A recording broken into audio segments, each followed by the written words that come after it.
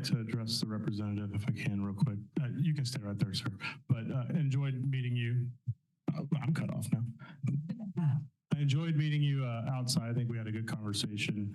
I just wanted you to know that you can come over here and we're going to be treated with dignity from me. We may not agree on everything, but we'll be respectful. I do want to correct one of your comments though about the legislative authorization, because the HB 1605 did say a minimum. So this list does not exceed the legislative authority and statutory authority that was given to us from that.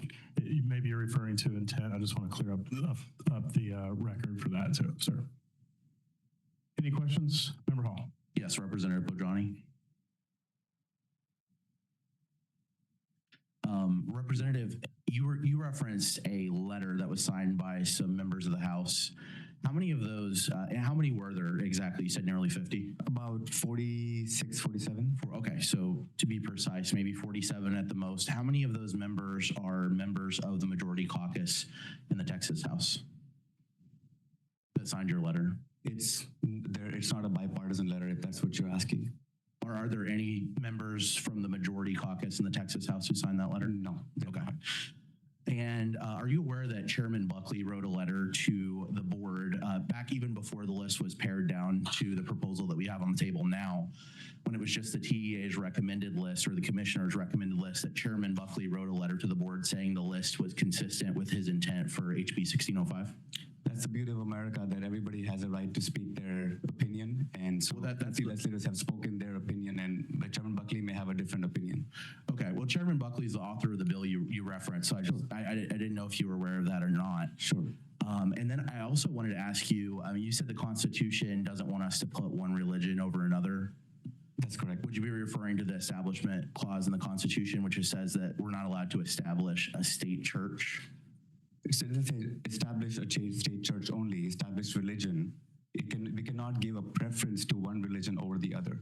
The framers of the Constitution and our founding fathers basically said there's a separation of church and state, and that's what I'm upholding.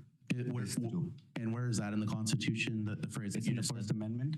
The words, the separation of the church and state, right, is in the First Amendment. That's the concept that they wanted to frame in there, right? And that's why they said that you cannot establish, the government cannot establish a faith.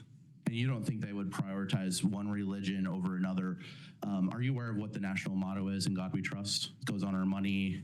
It's considered our national but when creed. you're inviting the public in a public school, the students should be able to learn about all the history exactly as it happens and not selectively. Well, and they definitely will with this list, but representation is proportional to that. There's so many people missing. Excuse me, sir.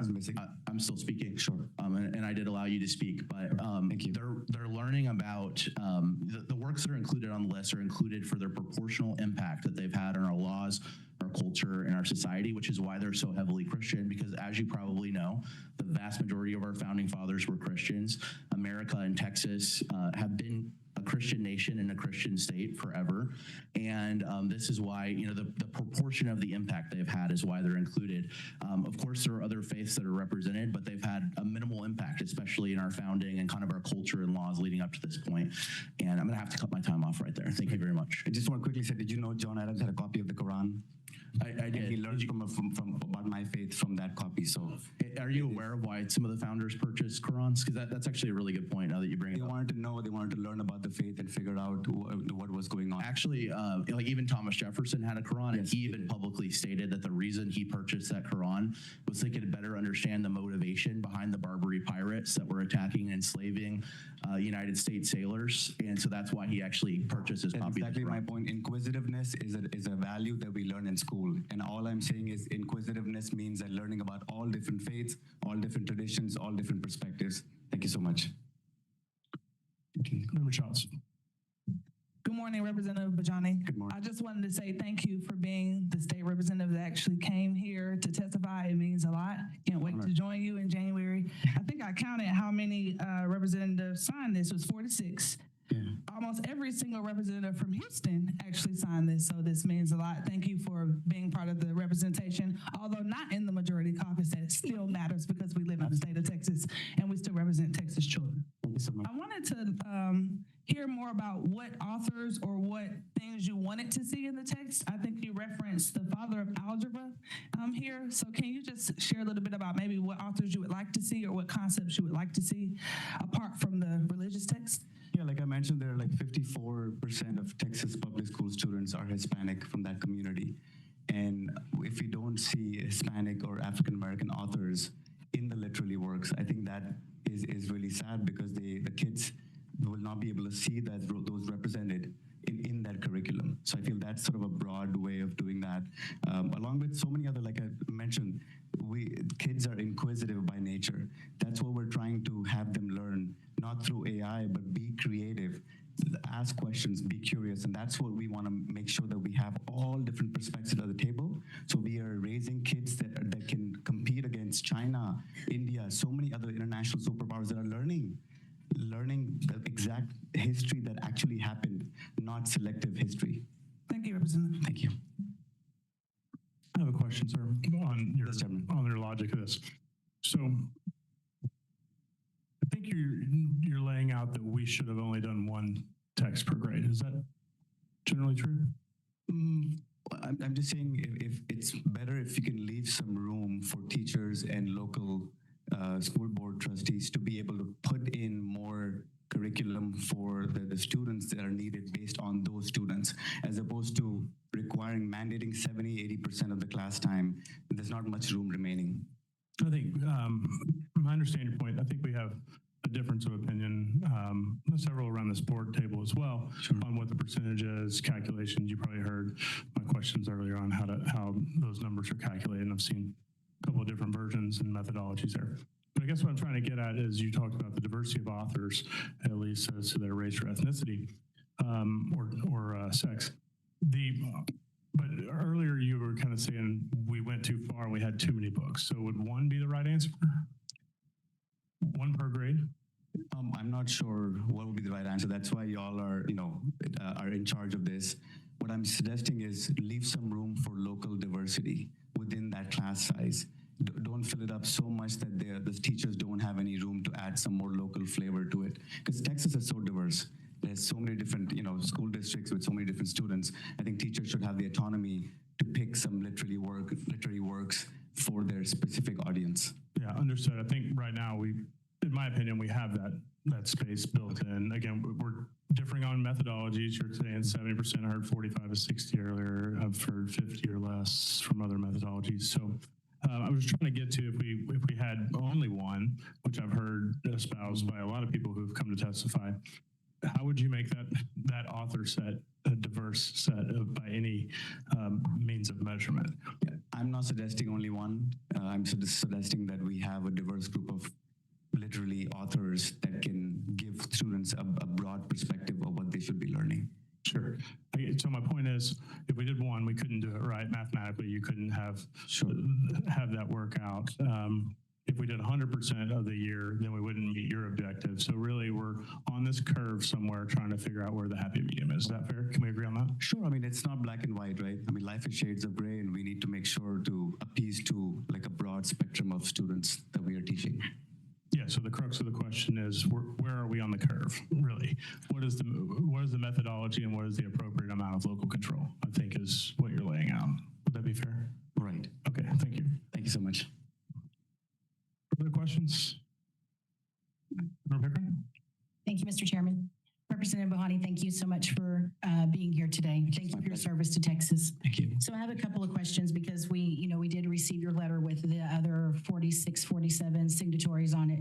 So, there's also a lot of overlap. Almost 100%, almost everyone that signed that letter to us also signed a letter supporting a foreign terrorist organization that the FBI says has ties to Hamas and has ties to the Muslim Brotherhood. So, CAIR, the Council of Arabic Islamic Relations, or American Islamic Relations, they have been designated a foreign terrorist organization. Do you still stand by your signature that you support CAIR? You signed a signature, you signed a letter along with 40 some odd other of your House members who also signed their support for a terrorist organization. Do you stand by that?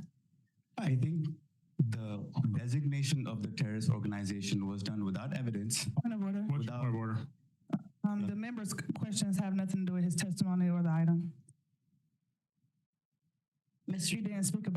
his testimony. Member Pickering, is it referenced in the letter? It's been Yes, sir. 3 days and it's been a long 3 days since I read it.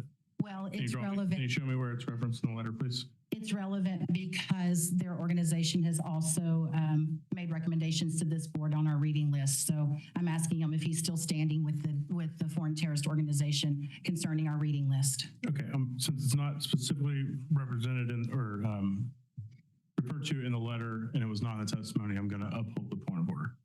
Okay, then. Do you have further questions? Yes, sir, I do. Mr. Bohjani, I pulled up the, did you say Bohjani or Bohjani? I'm sorry, Bohjani. Texas in me. no worries. Thank you. So Representative Bohjani, on the voting record, you voted for House Bill 1605, so I can assume that you read it, correct?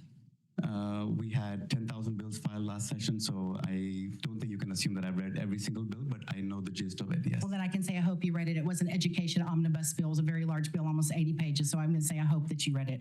So in that bill, you had a chance to make amendments to limit it to one reading book per grade. Did you ever offer an amendment to limit it? I didn't even recommend to the board that you should do only one book, so I'm not sure where this is coming from.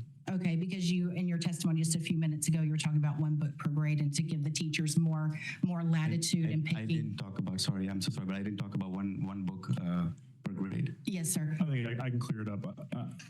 That's what I assumed that he had said also. I think he's talking about what percentage, and he referenced like a 70 or 75% number. And that's the debate that we kind of got engaged in a second ago around, well, what is the right number? And he corrected himself. I'd have to go back and listen to the Okay. tapes. That he didn't say one. That's where my mind went. We've heard it from a lot of testifiers, Thank and you, we've heard more from a lot of testifiers. So Thank you, Mr. Chairman. Also, are you familiar with Texas state law? It happened long before you were elected, a long time ago. Are you aware of state law that requires that the Old Testament and the New Testament be part of this reading book list? It should be, yeah. I have no problem with that. Okay, thank you, sir. Yeah, thank you. Hopefully we can add Quran and other faith traditions as well. No, sir, that's not required by Texas state law. We're trying Not to yet. stay within the Yes. binds of what your legislature passes to tell us to do. Thank you, sir. Thank you. further questions, members? Member Revelis. Mr. Bohjani, thank you so much for being here. I don't have a question. I just want to thank you for being here, Yeah. and thank you for taking the lead in making sure that we hear diverse voices when we're making these decisions. I know that 47 state legislators were not easy to kind of corral, but I appreciate that you and your office took the lead in this. Thank you so much. It's an honor. Thank you so much. Thank you. I find 14 pretty easy to corral. It's the 15th that gets me myself, yeah. Okay, any further questions for this panel? Thank you all for being here. Thank you for coming, sir. Gus Parker.